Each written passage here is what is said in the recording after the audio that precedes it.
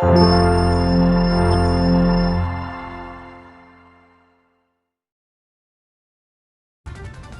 महाराज ने विपक्षी पार्टी के नेताओं पर कसा तंज। जी हां, आपको बता दें कि उन्नाव सांसद साक्षी महाराज लखनऊ से दिल्ली जाते समय सौरिक कट पर कुछ देर रुके और कार्यकर्ताओं से मुलाकात करने के बाद कहा कि किसान नेताओं द्वारा सुप्रीम कोर्ट की बात न मानना देश का दुर्भाग्य है।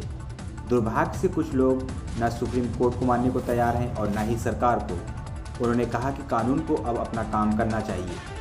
सुप्रीम कोर्ट ने जब कमेटी गठित कर दी है तो आंदोलन का अर्थ नहीं रह जाता है। आंदोलनकारी किसानों को तत्काल आंदोलन समाप्त कर देना चाहिए और सुप्रीम कोर्ट द्वारा गठित कमेटी से बात कर अपनी बात रखनी चाहिए।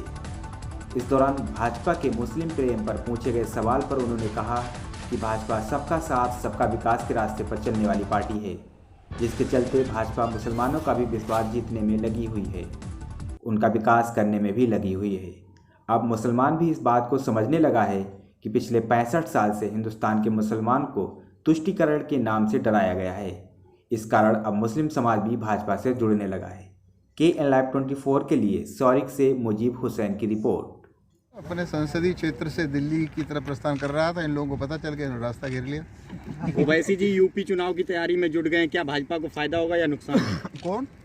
ओवैसी जी जो आ गए हैं कल आजमगढ़ में, आज आजमगढ़ में कार्यक्रम कर रहे हैं। बड़ी मेहरबानी, उनको भगवान ताकत दे, ऊपर वाला खुदा उनका साथ दे। उन्होंने बिहार में भी हमारा सहयोग किया था, यूपी में भी करेंगे और बाद में पश्चिम बंगाल में भी करेंगे। आप नेता यूपी में स्कूल और अस्पताल देख रहे हैं और अभद्र भाषा का प्रयोग कर रहे हैं। लोकतंत्र में कितना ये सही है, कितना गलत है? अभद्र भाषा का सामाजिक जीवन में कोई स्थान नहीं होना चाहिए और जो लोग अभद्र भाषा का प्रयोग करते हैं, मुझे लगता है कहीं न कहीं वो सामाजिक समरसता को ठेस पहुंचाने का काम करते हैं। ठीक है साहब? किसान नेताओं ने सुप्रीम कोर्ट की बात मानने से इनकार कर दिया है, क्या कहना है? और सरकार का दुर्भाग्य है देश का।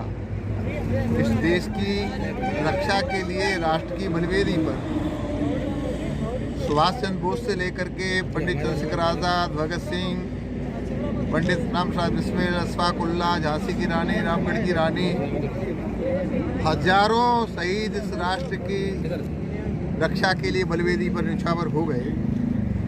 लेकिन दुर्भाग्य से कुछ लोग पूर्वाग्रही, परिवारवादी, जातिवादी, स्वार्थी लोग न सुप्रीम कोर्ट को मानने के लिए तैयार हैं, न सरकार को मानने के लिए तैयार हैं, न संविधान को मानने के लिए तैयार हैं। मुझे लगता है कानून को इस संदर्भ में अपना काम करना चाहिए और जब सुप्रीम कोर्ट ने कमेटी घोषित कर दी तो आंदोलन का कोई अर्थ नहीं रह जाता है, तत्काल आंदोलन समाप्त होना चाहिए और जो कमेटी है उस कमेटी के सामने अपना तर्क प्रस्तुत करना चाहिए। जो निर्णय है उसका सबको सम्मान करना चाहिए। मैं सुप्रीम कोर्ट के आदेश का बहुत बहुत सम्मान करता हूँ। भाजपा का टारगेट इस समय अल्पसंख्यक मुसलमानों के ऊपर ज़्यादा है। नहीं, भाजपा का टारगेट अल्पसंख्यकों पर नहीं है। भाजपा का टारगेट सबका साथ, सबका विकास, सबका विश्वास।